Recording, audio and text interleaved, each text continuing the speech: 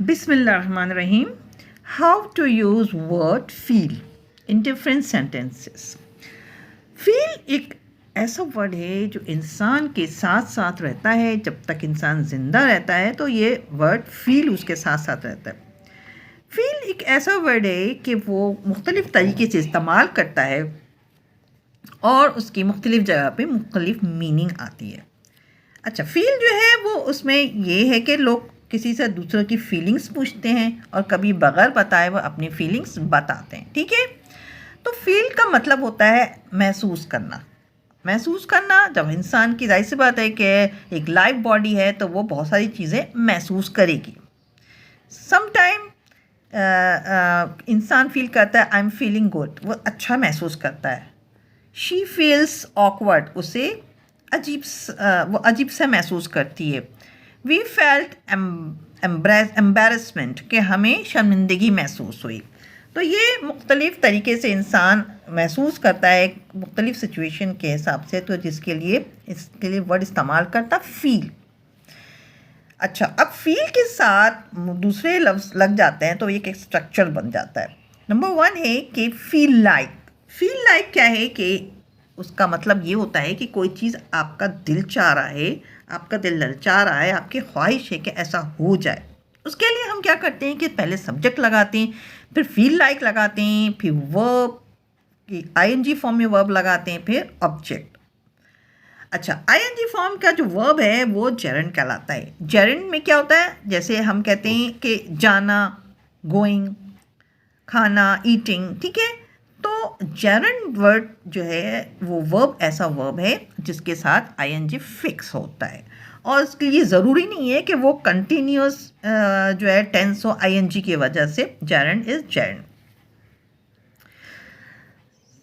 Suppose कि मैं ये कहूँ कि I feel like watching movie, मेरा मूवी देखने को दिल चाह रहा है। ठीक है, अब लाइक है तो लाइक के बाद love, like, hate, start, stop, इसके बाद वर्ब की जेरेंड फॉर्म में आती है कि आईएनजी फॉर्म में वर्ब आता है। तो इसलिए लाइक के बाद हम वर्ब की में आईएनजी लगाएंगे। तो I feel like watching movie, मेरा मूवी देखने का दिल चाह रहा है। She feels like having pizza, उसका पिज़्ज़ा खाने को दिल चाहता है। कि कभी कभी उसका पिज़्ज़ा खाने को दिल चाहता है, तो she feels like having pizza.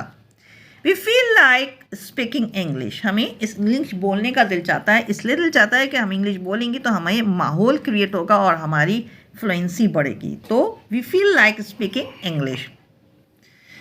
इसके बाद एक वर्ड आता है, एक सेंटेंस बनते हैं इफ़ आई फील, अगर मुझे लगा या लगेगा।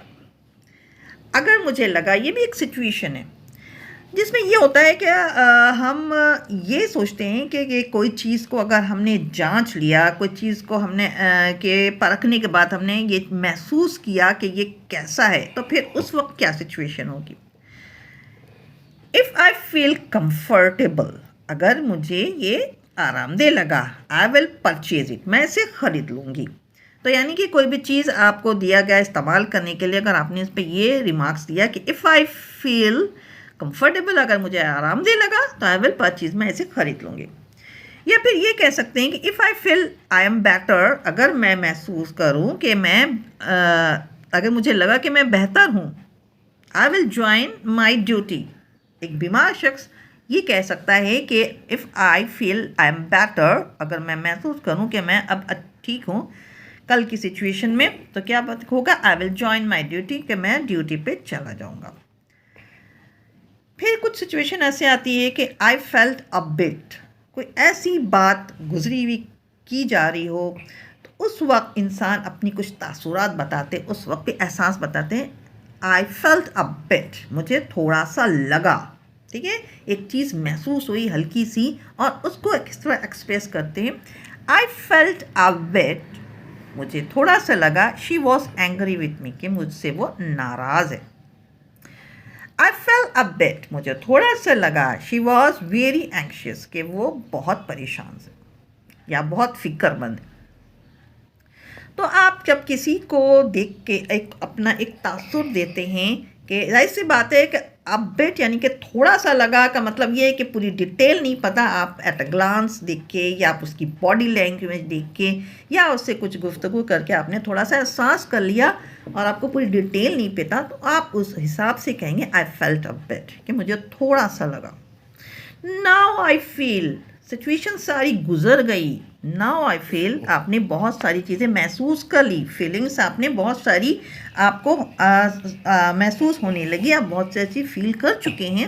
अब आप क्या सोचते हैं? नाउ आई फील, अब मुझे लगने लगा है, यानी कि उसके बाद एक रिजल्ट आता है और आप उसको एक्सप्रेस क्या कैसे कहते हैं?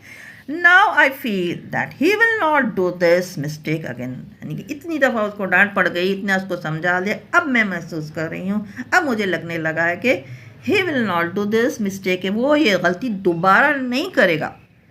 नाउ आई फील, अब मैं महसूस करती हूँ या मैं करता हूँ, siblings are the best relations, के भाई बहन के रिश्ते सबसे ज़्यादा बेहतरीन रिश्ते होते हैं। ठीक है, तो ये क्यों कि आप बहुत सारी सिचुएशन से गुजरने के बाद, बहुत अच्छा रिजल्ट मिलने के बाद इंसान ये अपने एक जो है एक तासुर देता है कि नाउ आई फील, अब मैं महसूस करती हूँ कि siblings are the best relation. सारे रिश्तों को परख लिए और फिर उसमें से चूज़ किया कि siblings are the best relation. Felt a better off, थोड़ा सा महसूस हुआ।